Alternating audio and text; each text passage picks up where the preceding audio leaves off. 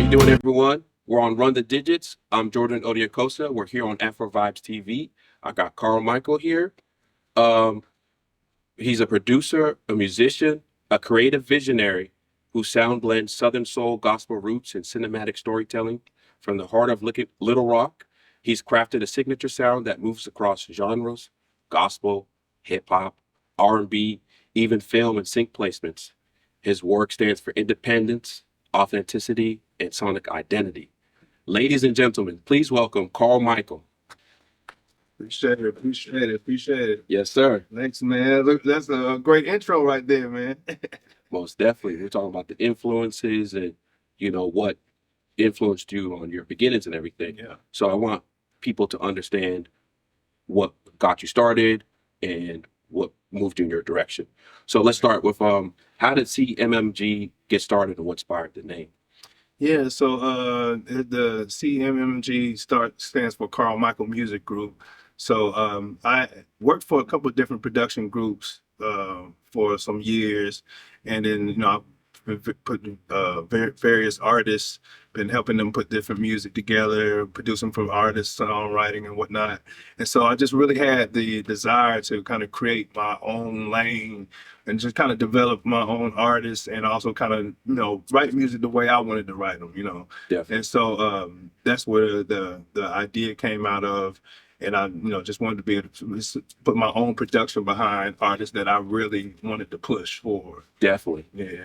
So I know you have your own solo artist work, Mm-hmm. and then you have producers and artists that you collaborate with. Mm-hmm. What is it that you look for people that are part of your group? People that's dedicated. I put a lot of time, a lot of years, a lot of passion, blood, sweat, and tears into this music, into Mhm. production, into songwriting.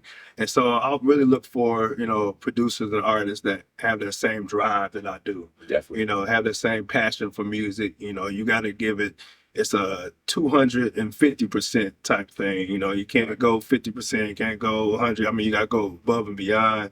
And, some things you have to put to the side and really, if you want to really dedicate yourself to it, and some things you have to push to the side and really focus in on what you want to do with music. So, Mhm. and you can never stop, you can never Definitely. quit. It's quite the grind to be a successful musician. Definitely. And I know you're also a producer, Mhm. so I'm interested on your analysis of the music game right now. I think there's one thing that you've mentioned, that producers are very much like the movie makers. Yeah. They're the people that set the scenes for artists. Definitely. So do you think producers are underappreciated, or they're getting the shine that they deserve, or what's your perspective on that?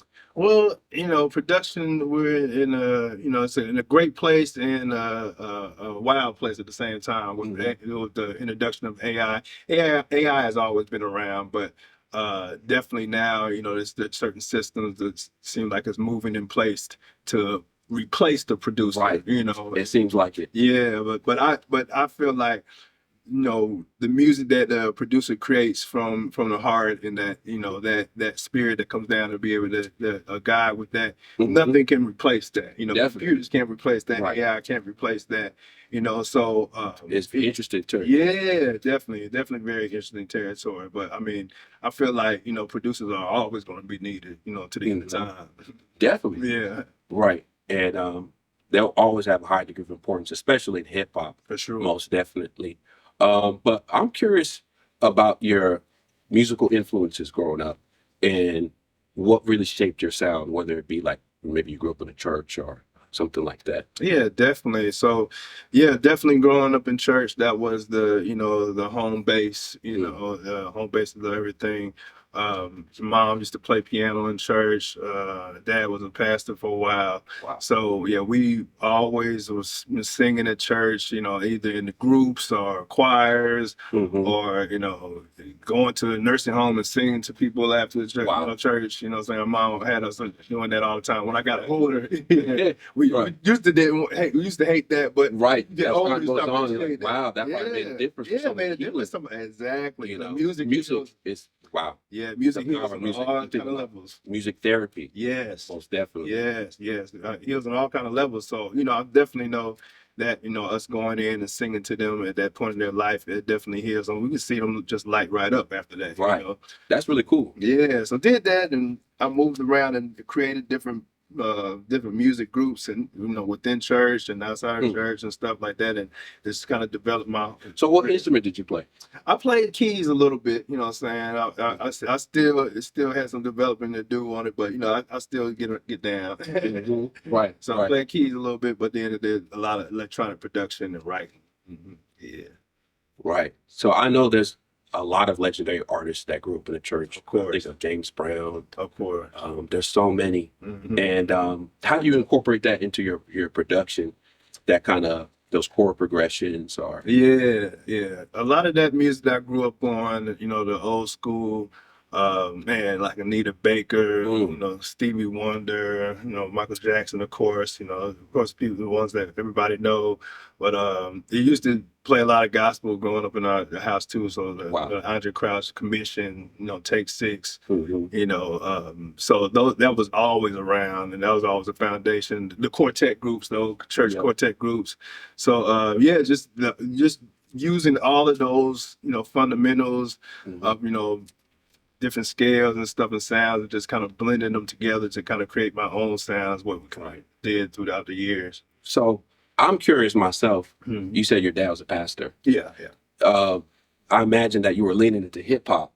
Did yeah. he have any issues with that? Of course. Like, did it work in the music industry Yeah, as well too? I imagine they may have been like, hey, yeah, yeah, maybe yeah, sinful or yeah. what was their perspective on that? Yeah, of course, growing up, that my parents definitely, were heavy on regulating the music that we listened to, and so that was definitely a given. But I think at that age, you're always kind of battling against your parents and like, oh, I want to Right. listen to this. There was a lot of, saying gospel hip hop rappers I used to listen to back then, Mm. and so and he didn't find anything gospel about it. It's like, no, it's like, this is the music from the world. This ain't, so they would throw it out, saying I paid for a CD, or I got a copy from my friend, he'll throw it out and everything. That's So cool. they really weren't into the hip hop part until years later, until I started writing it, and then it started not kind of telling it. They saw me, putting the groups together Hmm. at church. So it's So like, they oh, saw the y'all vision. doing something. Yeah, and they started to see the vision then, we was traveling around, performing for different church groups and going out of town and performing for this convention and going to this convention. So, they Mm. saw us really, working at it and doing that. So they started taking it a little bit serious then. Yeah. Oh, right. It takes for the parents to see like some Oh, yeah. progress. Right. Most definitely. That's super cool. Mhm. So let's talk about music and your production work that goes into it. I know that sometimes there's live instrumentation, Mhm. there's sampling. I'm curious about like what's your favorite plugin? What kind of DAW do you use? And when do you know like a song is just done? Man, when you know a song, I think that's the age-old question right Right. there. Like you ask a producer, artist that's always working on the ground, is a song ever done? And they probably hear something later and say, "Oh, I could have added this, I could have Right. put this and that." Right. I don't know, man. I kind of catch the vibe in the beginning of what it is, whether it's gonna be some. I just picked up bass guitar, so that's been real Hmm. fun. So now I've been able to play the bass live over my, still learning the fundamentals, but I'm able to play Right. the bass live over the beats. Hmm. So that's really, a part of adding live action to it that I really love. Definitely. But yeah, man, but production just, just kind of come together, and I catch different vibes from different people and like different areas. Like I Mhm. might hear something that sparks an idea, and then I go in and start putting the beat together. But yeah, it just come from different areas, different time. Definitely the influences, the people you Mhm. have around you, or what you're listening to at the moment Definitely, will definitely have a big impact. definitely. Um, so let's talk a little bit about sync licensing. How did you first get involved in that side of the business, and what have you really learned from it that I think independent musicians will want to hear? Yeah, so sync, I've just started looking into it the last probably like 3 to 4 years right now. So still trying to set up some things where we can get some songs synced up, and but Hmm. we got a couple of them in the pipeline and everything right now. But Right. it's a lengthy process, and you have to talk to different different companies that's kind of see where you want to put your songs, sound libraries that you can sign up your music with, and those supervisors, they pick your music to go on these different TV shows and movies and stuff like that. So it's very dope. It's another way for you to get your music in circulation outside of just like getting an artist, the big artist, to kind of record on your beat, Right, right. whatnot. Yeah. Because that instrumental that you have just lying around your hard drive, Yeah, that may be a check that you can get for the rest of your life. exactly. And I imagine the negotiation process and talking to people may take a while, but Yeah, yeah, 6 months later, yeah, you know, definitely. it all comes together. Yeah, yeah. So how do you decide what your instrumental is going to be for sync or for your artist or maybe even for yourself? It just depends, man. It really depends on like the artist I'm working with at the time. Sometimes I can just hear it and just say, okay, this is going to be good for this artist I'm working with over here. Or sometimes we'll get briefs for the sync license, say, hey, we need a song that sounds like this, or we need a beat that sounds like this, Right. and then we'll kind of detail, kind of create the beat to fit that, think that that diagram. So yeah, it depends on different factors when you get that in. Yeah, Definitely. So I want to know more about the artists on your group and your roster. Tell me about some projects that got you excited, or some upcoming songs or the people you're working with now. Yeah. Well, definitely the main thing right now, my boy Jay Adams, we have a project that's gonna come out later on this week, and it's really excited about that. It's like it's a combination of songs. It's like different moods he's gone through, and R&B different, flavor. R&B, R&B Very flavor. So yeah, I got a few tracks I produced on there. Okay. Then my guy, Mr. Solo Key, got a track on there, and Here Come the Drums, another producer I work with, Right. that's got a track on there. So we're really excited about that. I'm working on another kind of R&B project that that's still a name. We're trying to put the song together for that. That's gonna come out later on this year. Dope. Another instrumental album before the end of the year too. It's about time for another Groove Lounge. So got the Groove Lounge 1 and 2 that's streaming on our platforms right That's now. what's up. Yeah, Go check that out now. yeah, definitely. Go stream that. Yes. Okay, that's what's up. So let's talk about business mistakes that producers might make.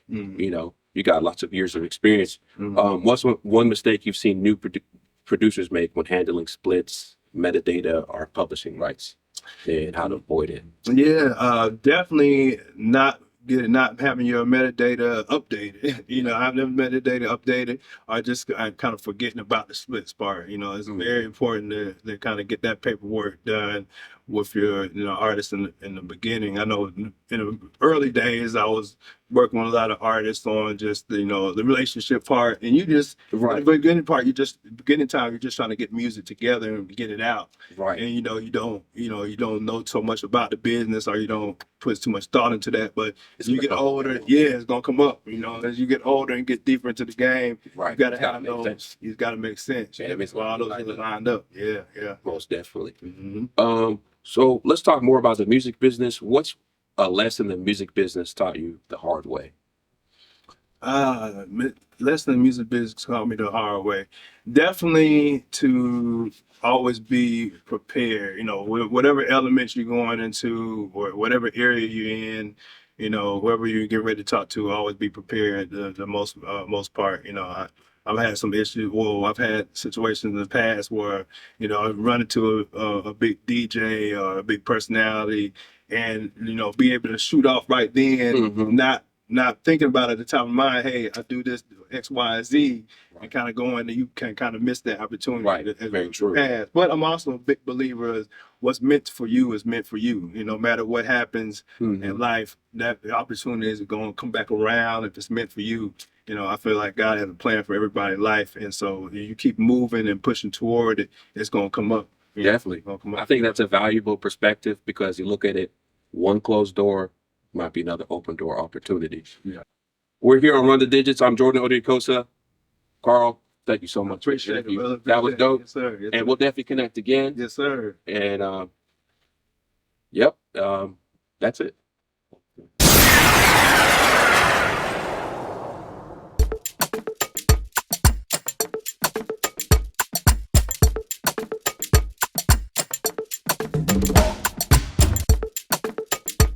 Everyone, we're back here on Run the Digits. Today's episode is presented by African Beers USA. They're a new company that promotes African excellence and amazing products from the African diaspora that many may not have heard of. We got the legendary Star Lager beer right here. This has been in production since 1942. And if you know anyone who's Nigerian, they know all about it. And this beer has managed to get into HEB. It's available in all 400 stores very soon. And then we also got Tusker, which is a Kenyan beer. This is also a legendary beer, which has been in production since 1922. So if you're a lager beer drinker, these all go down smooth. You can go to AfricanBeersUSA.com to find out more. And you can get all the updates and find out which location is Carry Star Beer at this moment. So I got a gift bag right here for Carl. Hey. We got Tusker. Yes, indeed. We got the Star bottle. All right. We'll give that to you. Yeah, yes, And then we also have a shirt here for you as well too. But we just put together a whole grab bag. I appreciate that. I appreciate that, brother. Yes, sir. So you got some beer to go. Yeah. You know, tell your friends you got African beer. Yes, sir. So now you're plugged in. Perfect. And we got some beer on ice right here. We're going to go ahead and break into a toast. Toast it up. Cheers. Cheers, brother.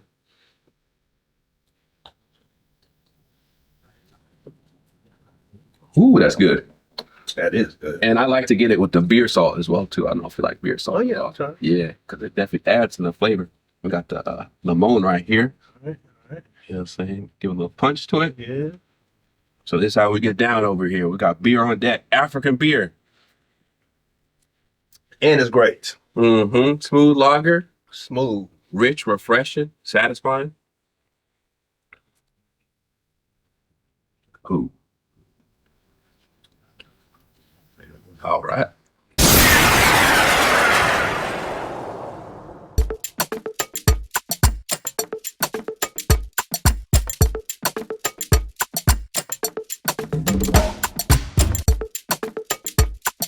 Okay, we're back here on Run the Digits. I'm here with my guest, Carl. Cool dude. I've gotten to know him in the past 3 or 4 hours, and he's got a lot of insights about the music industry, music business. So I still want to know a little bit more about your background and growing up in a musical family. I imagine there was a point in time where you're like, okay, I can do this music business full time. Yeah. When was that moment? And was that like a leap of faith? What did that feel like?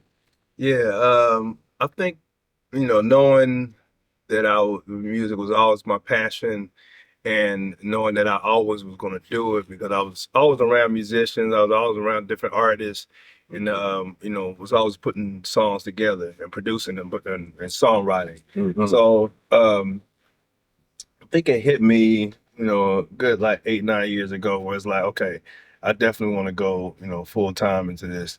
And so, yeah, I just took my time and, be able to perfect my craft. Definitely way over the 10,000 hours, probably 30,000. Oh, yeah. It's a production alone. Right. Music. Your eyes.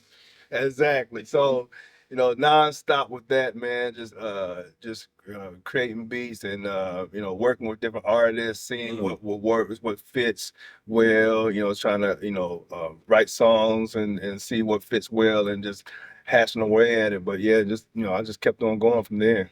Definitely. Mm-hmm. And you just knew that this is a vision you have for yourself. Oh, yeah. And you see the success. So I imagine there's some manifestation there. Oh, yeah, most definitely. Do you ever have any moments like that where it's like, I visualize this? Oh, yeah, man. I used to have dreams. I would tell people, like, I would have dreams at night when I was a lot younger of me on stages, of me like producing music on big stages and whatnot.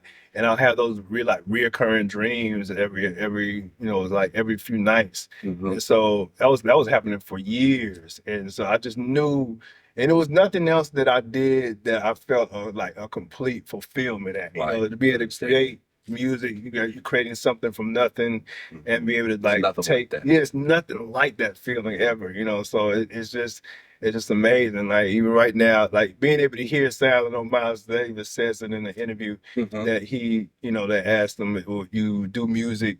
What would you be doing if you would do not doing music?" He's just like he hears music all the time. Right. He said It's not something you can skip. something that he can just not turn off. He can't turn Hmm. off. Like I hear music right now. You know what I'm saying? The same way with me. I'm like I hear music constantly. So Definitely. I can make something out of anything at any time, just getting in there. So that feeling, I think when you're a true artist and a true musician, that feeling never leaves, Mhm.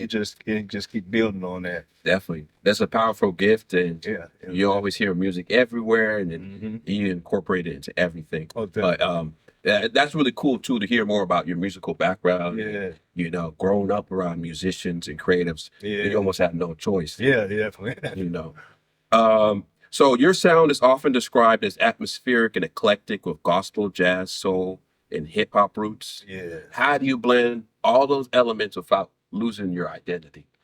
Man, that's a great question. I think the all of those elements, make up the identity. I feel, Yeah. like, for me, um, I've always been a person that fuse sound. Even, younger years when I was in high school, Mhm. you know, some of my contemporaries at the time, they couldn't understand my music. They couldn't understand Mm. where I was going with it sonically and everything. 'Cause I had some way out ideas, which is crazy because, 10 years, 10, 12 You years down probably the ahead of your line, time. yeah, it was just everything was sounding like that on the Right. radio and everything. But it was kind of wild that happened. I feel like I was kind of ahead of the curve on that. But Mhm. I just kind of just kept, it's just stuff I heard that I liked a lot that I didn't hear on the radio, that I Right. didn't hear my contemporaries playing. So I said, I want to really develop that sound. I want things to sound this way, and The so I just sonics. kept the sonics, man. So Mhm. I was all about the sonics. So I just kept hacking away at it, man. Just kept building it and experimenting with different things, Mhm. taking theme songs from famous shows and That's the. whatnot, and flipping those, and just Mhm. yeah, just kept experimenting, man, until I could hone in on my sound. That's what's up. Yeah, Well, tell me more about like your top five influences that yeah, have shaped your sound and that you still go back to yeah. that are just like top in your Yeah, mind. yeah, I got a few of them out in the hallway. Those are my favorites, man. Like the Timberland, Definitely. what I'm saying, the Missy Elliott and whatnot. Grew up on a lot of Futuristic beats. yeah, grew up on a lot of Neptune, listening to Chad and stuff in high school, and Mhm. Chad and Pharrell, and yeah, it was just listening to those producers and the way they bend sonics and develop sounds, it sound different to everything that was going on currently on the radio or at that time and during the 90s. Right. They were just able to like kind of set themselves apart. Very unique. And yeah, Organized Noise, another one of my favorite production groups, man, out of Atlanta. And being growing up on Outkast and Goody Mob and loving that sound and that music, I was able, to kind of just listen Mhm. to that. They use a lot of live instruments mixed in with electronics. They So samples. yeah, And different you can samples. say they were ahead of their time too. Definitely way ahead of their time, bro. Way Definitely. ahead of their music. Literally was about 20 years ahead of time. You can go back and listen to those albums, Still and sounds it's like, fresh. yeah, it sounds like Definitely something that came out yesterday. That's how a testament of how amazing their production was and their does. songwriting and how detailed they were when they got into the studio. Rest in peace, Rico Ray. Saying one of the greats producers out of that group. But yeah, man, I'm just listening to all those different production styles. Mhm. Liked a lot of D'Angelo stuff, and Yo, his as well. And just listening to those different eclectic sounds, and just kind of blending eclectic. them together. You know what I'm Yeah, saying, and make my own. most definitely. Mhm. I think there's plenty of room for eclectic music Oh in yeah, hip hop. yeah, You definitely, know, definitely. I like the psychedelic influences, Yeah, and there's so much music from the 60s and 70s that you can yeah. still go back to. It Oh sounds yeah, fresh. most definitely, most definitely. So I love to hear that, most definitely. Hmm. So let's talk about your appearance on Sway in the Morning. Ah, yes, And yes. I did see that clip and I read the story behind it, but I'm still interested how Yeah. that came to be and how did you feel in that moment? Because you could have been like, nah, I'm just gonna leave him, you Yeah, know? yeah, yeah. That this Sway in the Morning opportunity was major. I actually a crazy story. I was at my job working, and I work at an airline, and so the Sway came through the airport, and he said he never flies through Dallas. When he planned all the years, he's never flew through Dallas. So this one time he comes through, and actually talking to one of the artists I've worked with real closely, Jay Adams, on the phone. Wow. And why when he came through, I said, bro, I gotta hang up, bro. You just Sway just came off my plane. Like, this is crazy. Like, hold up, right, I gotta call you back. And so he comes up, and I'm like, you know what I'm saying? I literally was talking about him a few days earlier. I told him, I said, long time fan, I've been doing music with Uber. I said, we was just talking about you a few days ago. I feel like this is manifestation. Definitely. Like I was saying, I feel like this is, I spoke this to existence. I'm a big believer. He just looked at me, shook my hand, and he had this like serious look, like, man, he said, this is real. Like we had a real moment right there. So he gave me his contact, and gave me his number, and I've ran into a lot of celebs before and got people contact numbers, and Right. sometimes it don't, it don't fall, it falls through, or it's a dumb number, or somebody don't pick up or something. So I was expecting it to be like, man, maybe his offshoot phone or something like this. Right. But this was his real phone. I text him, he texted me back. Yeah, so Got that was, it was wild. So wow. fast forward a little bit, a couple months later, I'm in New York for a premiere of a show. And I had some time earlier in the morning, and so I kind of texted him and said, "Hey, I didn't know if he was working or at the show." I was like, "We have time to catch lunch." He said, "Well, I'm gonna be at the show in the morning. Just pull up. And you can pull up." So I'm like, "Okay." I said, "Definitely." I said, "Yeah." I said, "I'll pull up." He said, "I got my guy with me and everything." So man, we pulled up, and I did not even think he was gonna bring me on the radio. That's shocking. That was shocking because I Right. wasn't expecting. I'm sitting there thinking I'm just gonna watch the show. And he does this long intro, and he's talking about, I met this young man in the airport, and something about his spirit was really, really humbling. And like normally when people talk about music, I know normally a turn off, but it was just something about this guy. He's saying all this, describing me. I'm like, wow. I said, he's talking about me, yeah, like impact like that. And so next thing I know, he said, I want him to come up here on the mic. And I'm like looking around, like, wait a minute, is this happening? So it was just so surreal, man. And I had to catch myself in a minute, to kind of make sure that I was in the moment, like I was able to speak everything. And I was kind of nervous in the beginning, but I kind of got it together, man. But and he played my song and everything. And song I did called Hard Way, man, my boy Jay Adams, and played the song, the live right there on the radio. It was amazing, man. That's a good look.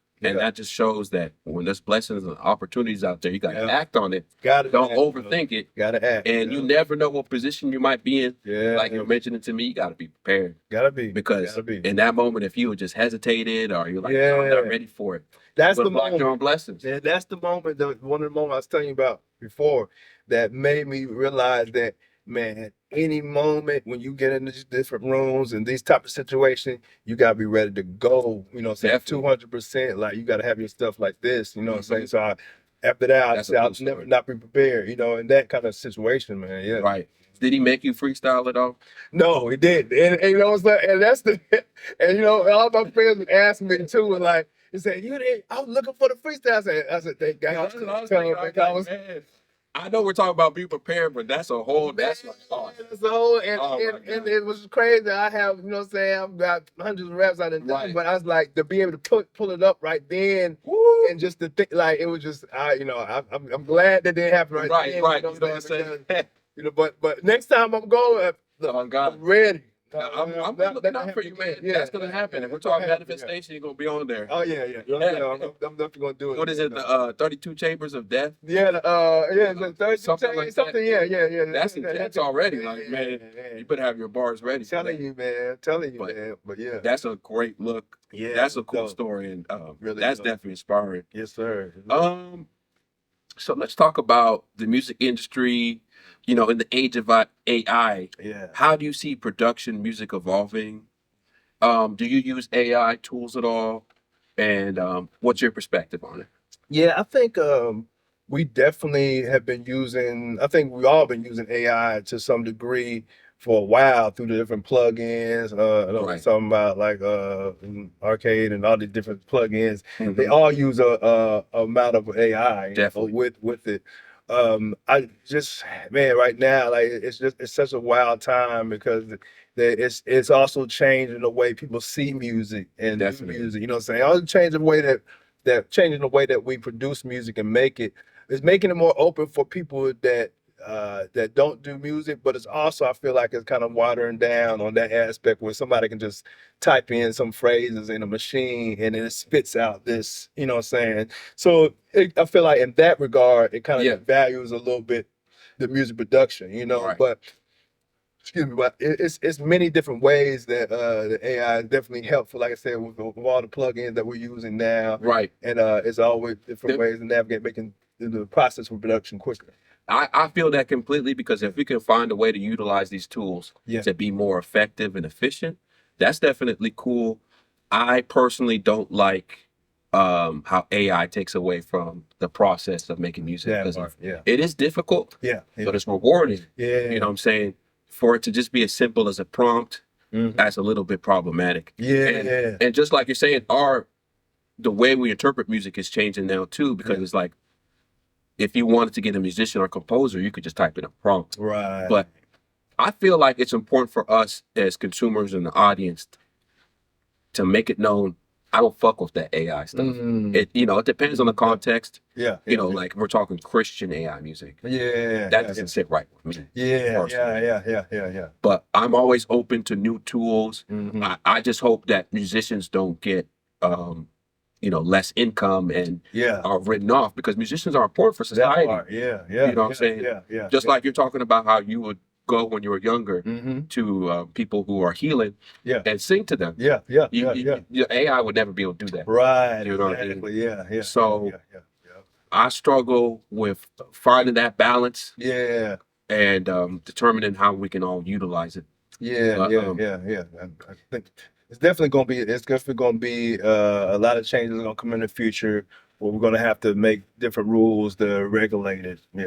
Mhm. Most definitely, because I can't imagine how comfortable with like a big AI music artist. But you still want to be open to tools and the possibilities. Exactly. Yeah. But man, this has been a great conversation, Carl. Yes, sir. Yes, We sir. could have gone in a whole bunch of different directions. Oh, yeah. Thank you for taking time out of your Most weekend. definitely. I Come appreciate meet you with being- me. Yeah. Tell me about your story. Yes, sir. And it was great connecting with I you. appreciate you having me, brother. Most definitely. Most definitely. It was a lot of fun. Yes, sir. So this is the first interview I've ever had on Run the Digits.